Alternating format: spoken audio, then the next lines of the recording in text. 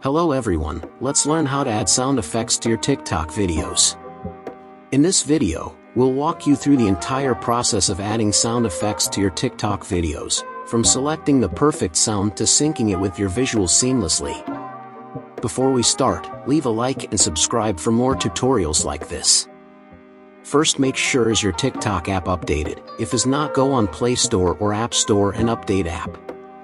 After that, open a TikTok app on your phone. When you do that, you need to click on this plus button in bottom of screen to upload video. Now you can recording video right now, or you can upload video from your gallery.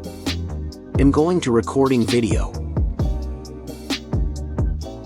When you finish, you need to click on this little button of edit video in top right corner of screen. Now you need to click on this sound button in bottom of screen. Then go on sound effects. Now on this menu have a lot of sounds effects. It have mechanical effects, daily life effects, human voices effects, and lot. Next, go on any effect by tapping on it. And then you can move where you want a video. Next, go to upload video, and that is it. So thanks for watching. See you in the next video. Goodbye.